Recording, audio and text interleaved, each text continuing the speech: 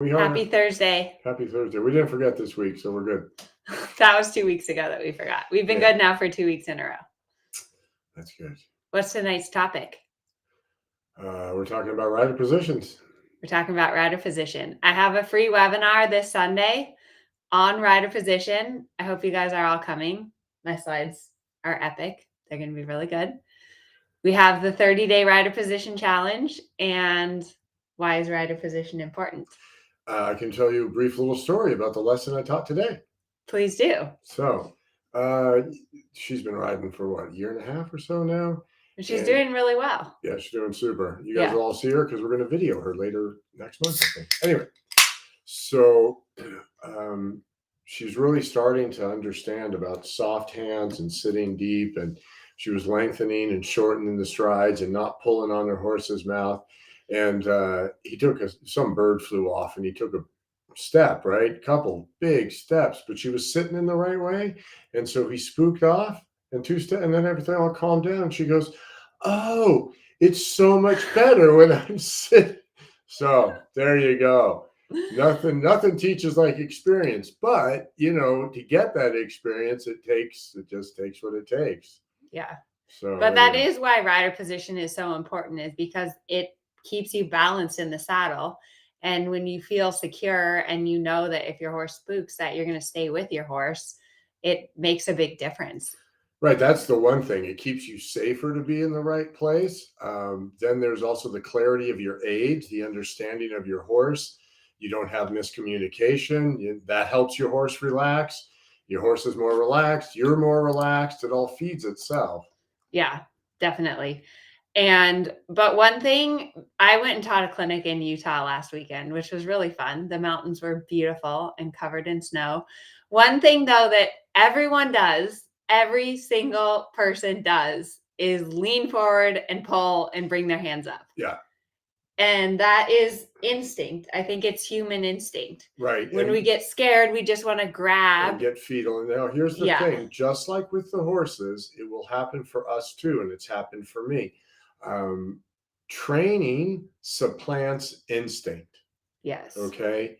And the reason that I sit back and put my hands down when things happen is because I've had so many people tell me to do exactly that when something was happening. And so now that's just natural, because the instinct supplants the training supplants instinct. It doesn't happen right away, but if you keep training, your body will automatically do the right thing when that happens, and I don't know what day that happens, but it will. Your training will overcome your instinct. Yeah. And that's one thing. That's why I'm doing the 30-day rider position challenge, is because it's like really focusing on that retraining of your brain, is identifying like, okay, these are my issues in my position. And I'm going to really work hard to focus on those issues and really work on those like 2 or 3 issues. The more that you focus on it and repeat it, the better it will get. And the other thing is video and photo is huge. So it was so funny at the clinic. I was teaching one of the ladies, and her husband was there videoing. And I kept telling her, like, sit back, sit back, sit back, sit back, sit back. And then the next day she comes to her lesson and she's like, wow, I did not realize how much I was leaning forward.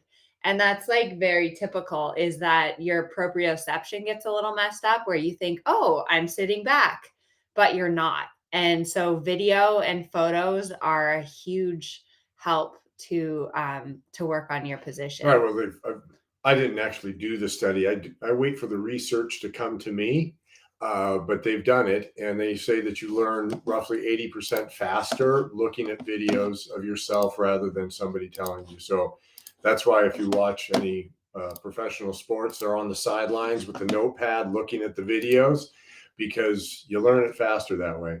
Yeah. But I mean, again, that's because so much of our brain is visual. And honestly, that's why online training works. It was really interesting. And when we were in Omaha, we interviewed a bunch of students. Well, I did. You were, I don't know, visiting the train station. I was interviewing students, and I was asking them, like, because I didn't really think you could learn to ride online. Like, I didn't believe that when I started my YouTube channel. It was like, how does that work for you? And a lot of people said because of the visual, and because when you're on your horse in a lesson, there's so much going on. You have to be thinking about the bird in the bush that might spook your horse and the other horses in the arena. And like, there's so much going on. But if you can just sit there and watch the video and focus when you're not on the horse, it's like a whole different experience, and it allows you to expedite your training time. And I know for all of us, we only have limited time in the saddle. So why not make the best use of it? Right. Because what you do outside of the saddle certainly helps what you do in the saddle. Yeah.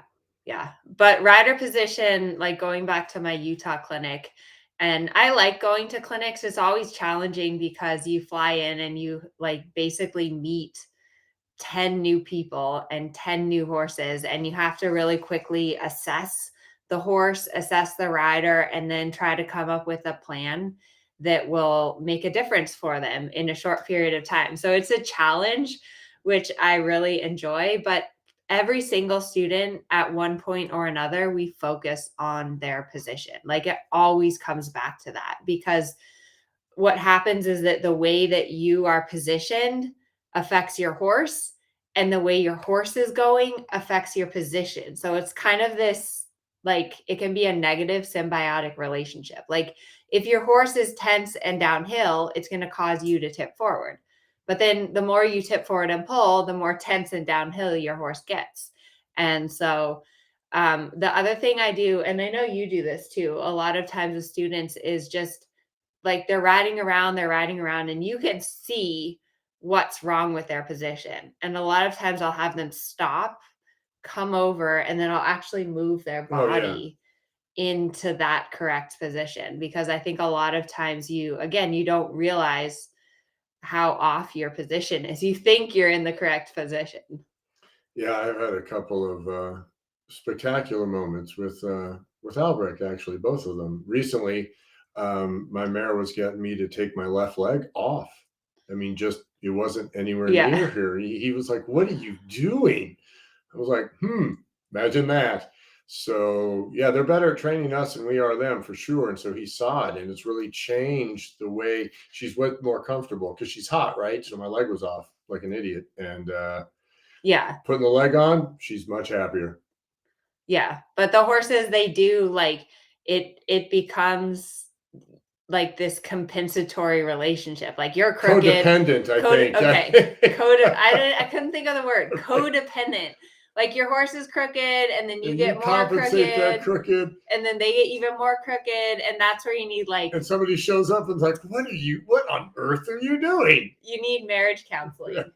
Like, seriously, you need lessons, or you need photo, or you need video. So okay, so Mitch has a good question about the 30-day rider position challenge. I don't think you get a good position within 30 days. That is true.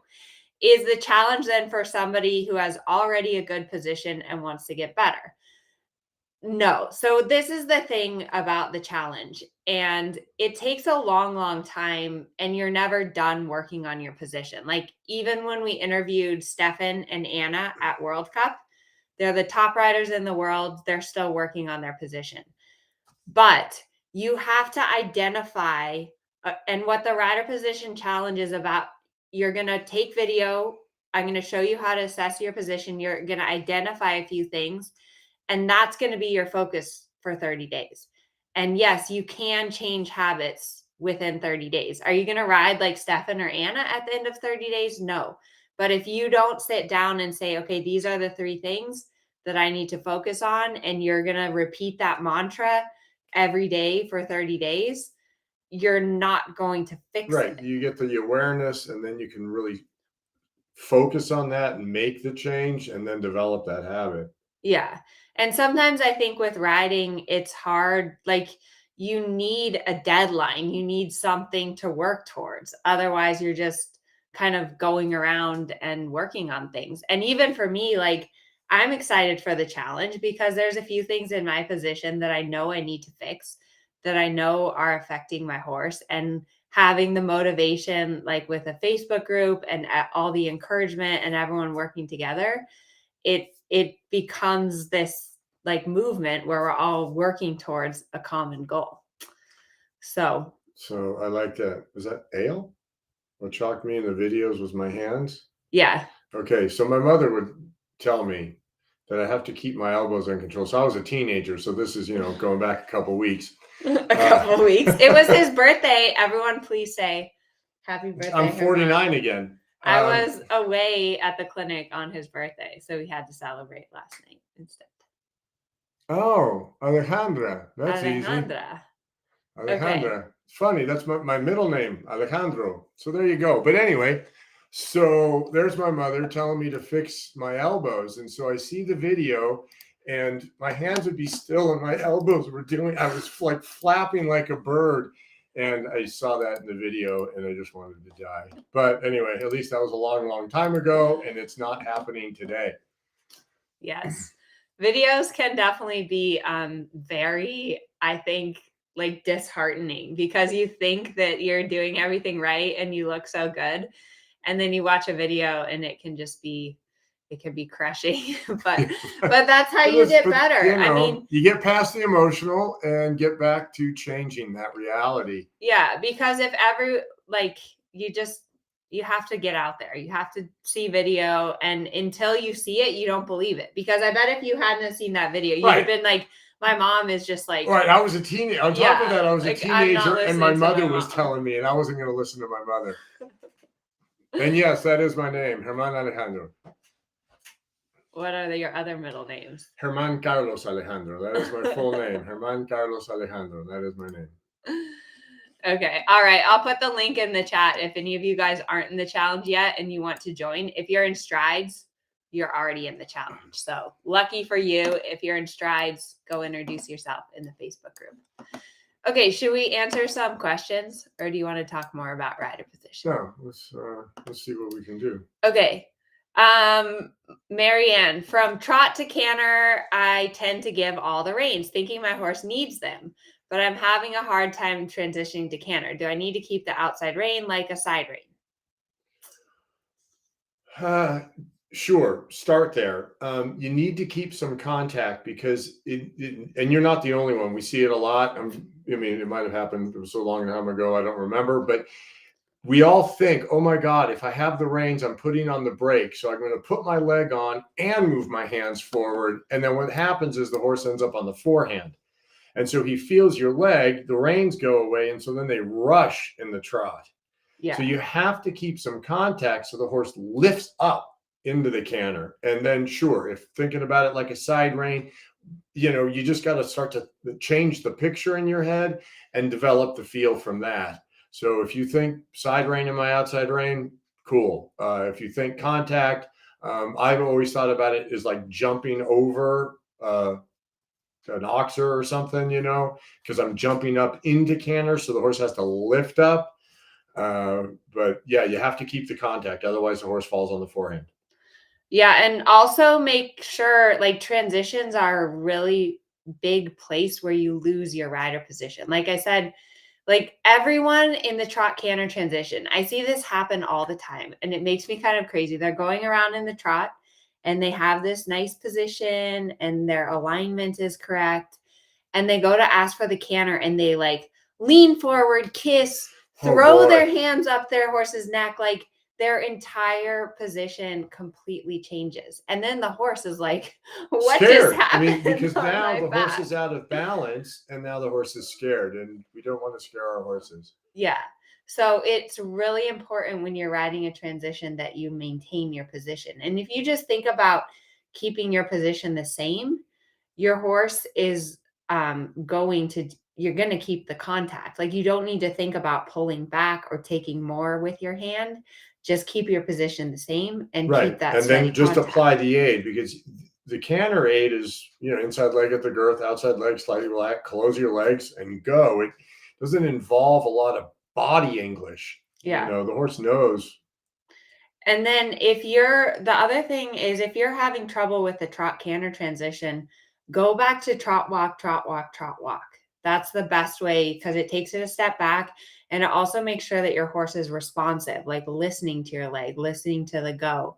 And once your trot, walk, trots are good, then try the trot canter again.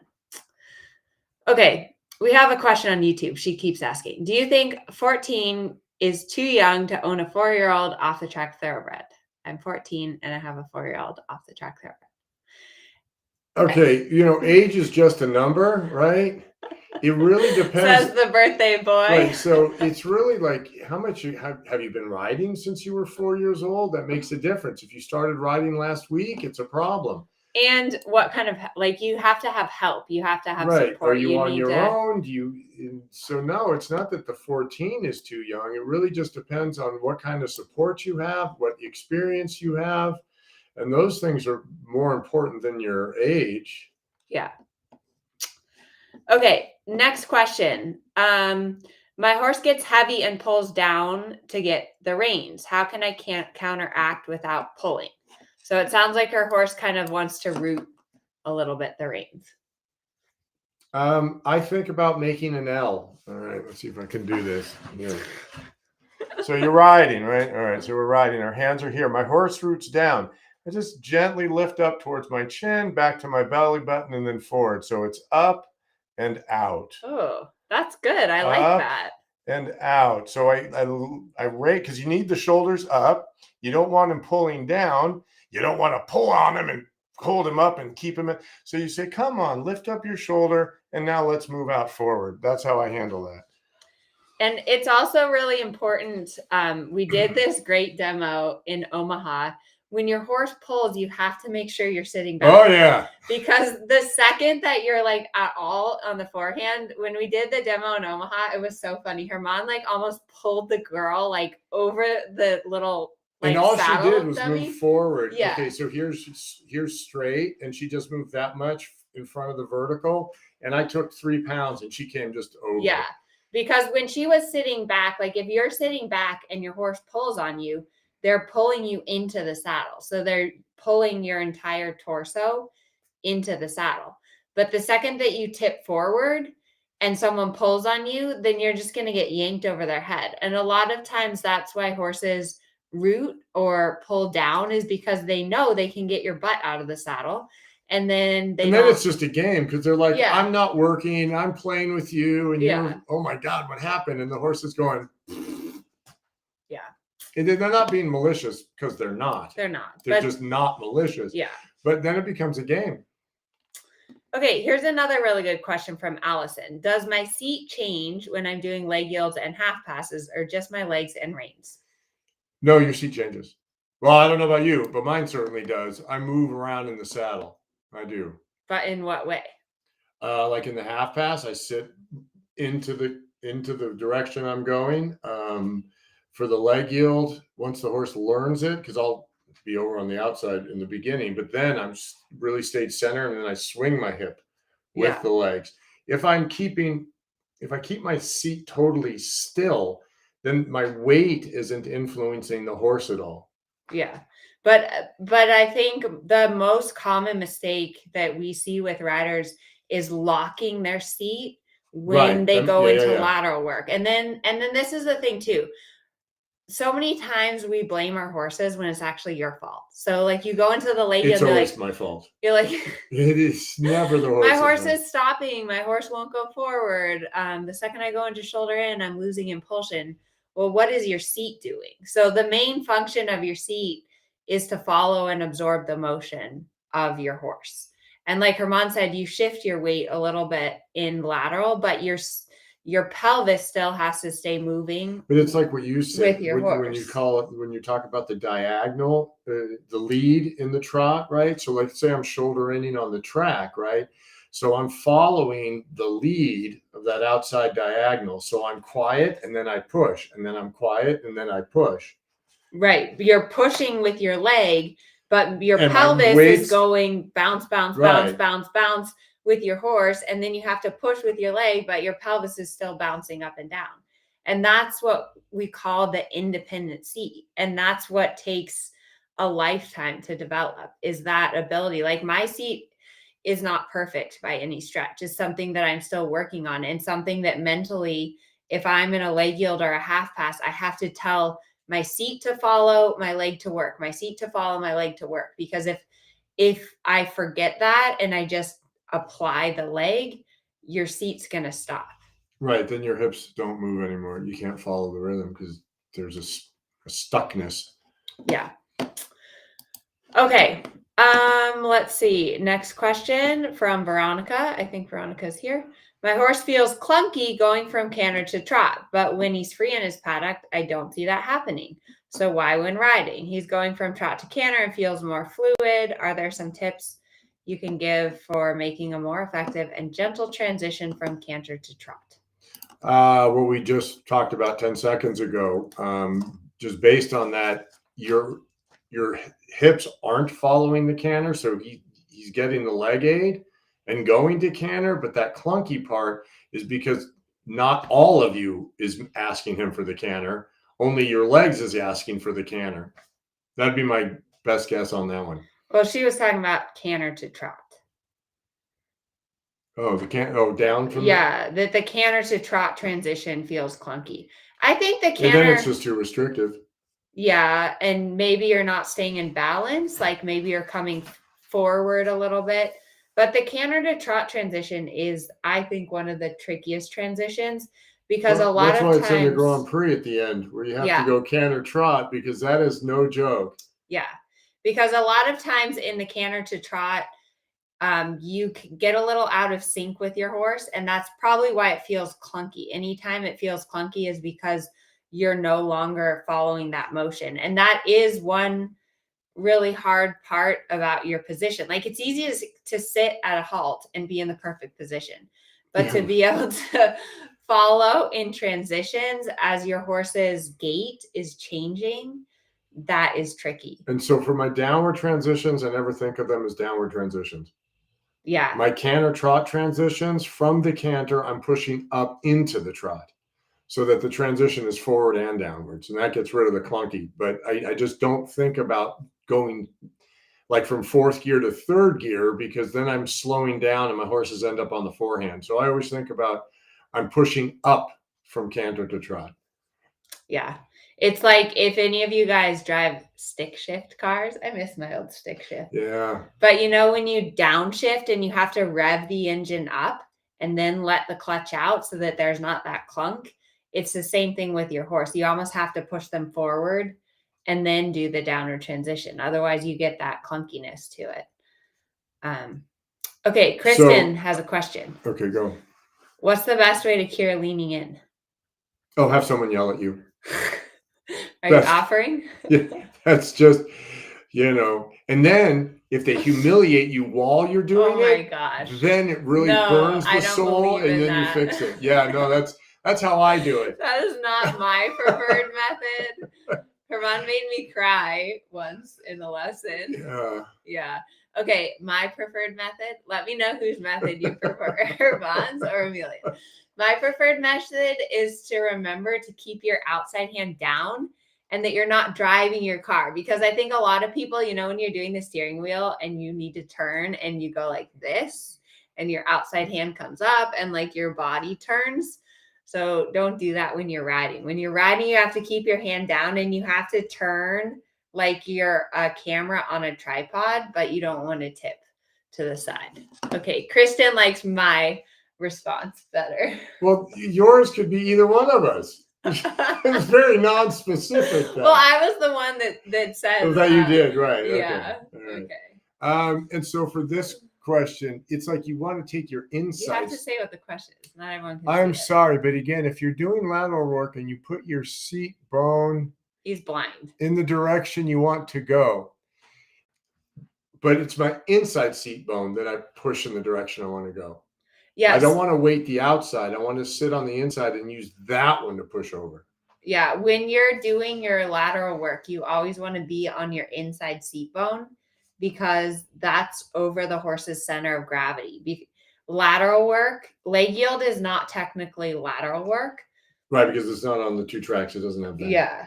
But shoulder in, haunches in, half pass, pirouettes. Ronvair. Your horse is bending from their poll to their tail, hopefully equally bent in the body. And so you want to be sitting on your inside seat bone so that you're helping your horse to stay balanced. And it's hard, I think, especially in half pass and haunches in. A lot of riders end up sitting on the outside seat bone because they're using the bend. Yeah, but a lot of that's because they're using their outside leg as the active leg to get the bend, like to get the angle, to get the horse to move over. And so their whole body falls that way. But rider position is so tricky because it's not only finding that position, but then you're on a moving object and keeping that position. And for those of you who haven't discovered it already, the faster you go, the harder it is. Yeah, for sure. And your rider position is something too that throughout your ride, you have to constantly be recalibrating your position. It's something that like I check in with all the time. I do a transition, I check my position. My horse spooks, I check my position. Like I put my leg on, I have to go back to my position. And you also need to really, and that's a big part of the challenge, is you need to know your body's tendencies because we all have certain tendencies. All of us are crooked. All of us, have one leg that's stronger or a dominant hand. And so you need to, when you're recalibrating your position, you need to know exactly what to fix. Right. Well, and I know when I first started doing that and really working on the growth stuff, the big things that were just a mess, and now it's a little bit more fine tuning. But in the beginning, and I would start, okay, what are my toes doing? What are my heels doing? My ankle, my calf, my thigh, my hips, my chest, my arms, my head. And by the time I got to my head, my feet were bad and I had to start over. Yeah, and that's it just kept going: feet, legs, seat, shoulders, head, and then start at my feet again, because while I was thinking about my head, my feet would go to their default position. Yeah. But that's also part of what we do in the challenge, is help you to identify what's the most important part of your position to start with. Because I do think sometimes we get too wrapped up in the wrong things. Like, for example, Herman was talking about his hands. Usually if you... My elbows. Oh, your elbows. But this is a flying bird.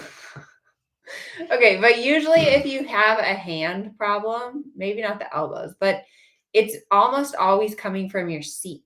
And so the lack of an independent seat. Yeah, because so you always have to start with your seat, not with your flap. Well, maybe in your case. Well, no, I just went from the bottom. I just went from the bottom up. I just started at the bottom and went up. Yeah. I just started at the bottom and went up. Yeah. Okay. All right. Well, I hope you guys are all coming to the webinar on Sunday. Like I said, I put a lot of effort into putting together webinars. And one thing that is important to me for everyone here is action, taking action on the things that you're learning. And so that's one thing we're going to do in the webinar. Bring a pen and paper, because you're going to be jotting down, some action plans to take forward, because I'm a big believer in action taking. It's a program of action. That's the only way you make change. Yes.